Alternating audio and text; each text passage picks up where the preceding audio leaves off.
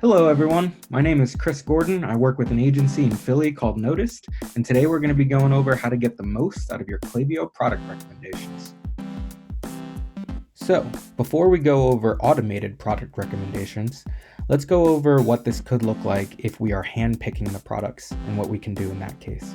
So this is an email from our client JoeFit, and if we scroll down to the product grid down here, we have this section header, Get Megan's Looks, and then we have a really nicely designed product grid here using nice big photography of the products themselves, some really clear CTAs, and little touches like this 40% off button here. That's something that we couldn't do with an automated product recommendation grid, but something we can definitely do and take advantage of here when we're building these product grids by hand.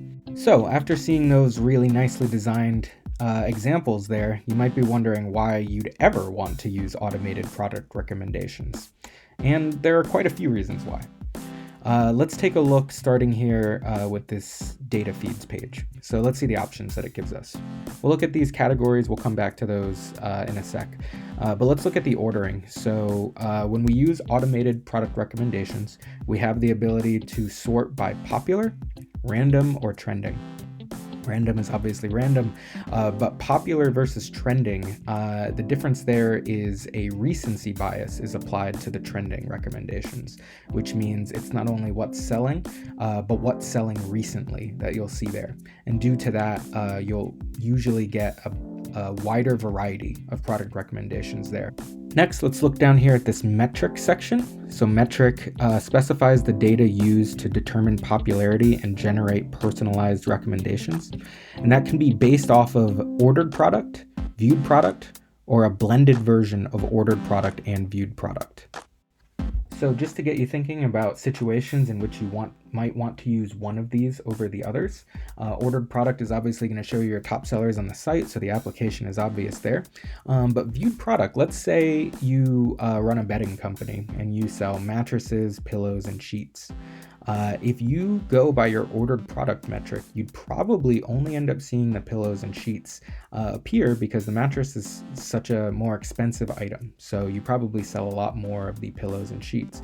However, that does not mean that the mattress is not one of your more popular items. It's just that it's a more expensive one and therefore isn't purchased with as much frequency. But it might be one of your most popular products in general.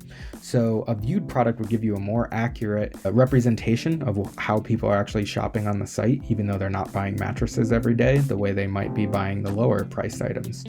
And then a blended kind of gives you the best of both worlds there. So I've built my trending products product feed, and I am now in an email implementing it. So I have a nice recommended for you section header here, and I've dragged in a product grid. So looking over here to the left, I see some formatting options for the product grid, but what I really want to focus on real quick and go over is this use personalized recommendation section and what that means. So you can either turn it on or off, and basically what it does if you turn it on is it makes it so that it's not only using the total bestsellers or the total top viewed products. It is taking that information and arranging it so that it makes the most sense for the individual customer that's viewing it. So it's either going to look at their past purchase behavior, their past browsing behavior, or both to give the products that are most relevant to that person's history on your site. So let's return back to this data feed screen and let's talk about these categories that we skipped over before and what they can be used for. So we have the option to limit to specific categories or exclude specific categories. So let's get into the fun stuff now and talk about some ways we can limit to specific categories to build very unique and granular product recommendations. So I can go in here and the sky is the limit based upon what collections I've built on the site.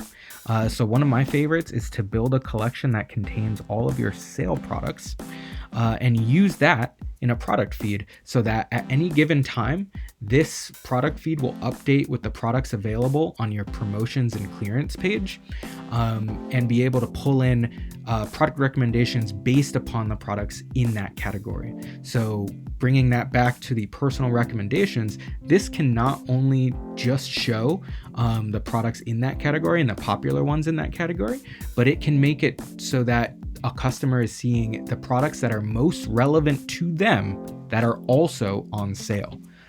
So just to show one other unique use case here, I can take that same strategy and apply it to new arrivals. So as long as I've created a category on my site called new arrivals, a category or collection, I can select that, and then it will only choose from products that are in that category. So I can assure myself that only new arrivals are showing, and I can make it so that if I turn on personalization, I am showing that customer the newest products that are most relevant to them. And that's pretty powerful. So let's go down that rabbit hole even further now. I'm going to go over a pretty unique use case in this flow that we built. So we built this flow and we called it the category affinity flow. Basically, it triggers when somebody places an order and it sees what category that purchase was from. And the way JoeFit's categories are based on are the sports that they cover. So we got golf, we got athleisure, we got tennis over here.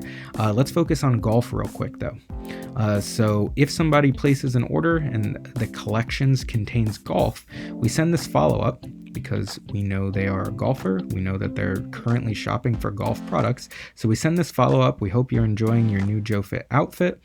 And then we hit them with recommendations that are specific to that sport, specific to that category. So when I look here, I'm seeing personalized recommendations in the golf category that I set up in the data feeds. So essentially what we've done here is we've used these automated product recommendations to make a flow that is very, very specific to what this person has told us about themselves and what this person is currently interested in. This is not at all one size fits all marketing. This is very specific to what this person has told us, and we are reacting to it in an extremely specific and granular way that shows them things that we know that they're interested in. So I think it's very easy and tempting to characterize these automated product recommendations as cold and machine-like and unfeeling, which they are by definition, but it's all about how you use them in context. So this email doesn't at all feel cold and machine-like to me, especially to somebody who just made a golf purchase and wants to see more golf products. This email is going to feel very personalized to them. So even though we're using machine learning technology to show them things that we know they're going to be interested in, we're wrapping it in a human element and we're focusing it to them in a way that feels very personal and a way that feels very authentic to what it is that they've told us that they're interested in. So real quick, let's talk about what Klaviyo product recommendations won't show. And one of the things they won't show is anything that you dictate here, this exclude specific categories section. So you might want to build a category that has fake SKUs, discontinued SKUs, things that you built for certain holiday events.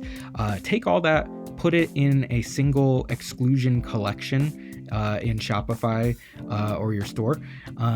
And once it's all put there, make sure that that's excluded on all of your product feeds. Just always exclude that exclusion collection that you create. Beyond that, the other thing that isn't shown is anything that's out of stock. So let's say you have a customer win-back flow, and it's always good in a customer win-back flow to show a customer what's new. So if I set my new arrivals feed to show in that customer win-back flow, I can be assured that it's not only products that are new, but it's products that are new, personalized to them, and in stock. So if anything goes out of stock, it's automatically removed from consideration for the product recommendations. I hope that guide to Klaviyo product recommendations was helpful for you. If you have any questions or just questions about your email program in general, feel free to head to notice.com, drop us a line. We love to chat about this stuff, nerd out about it with you. So yeah, hope to hear from you soon. Once again, I'm Chris Gordon with Notice. Thanks a lot for watching.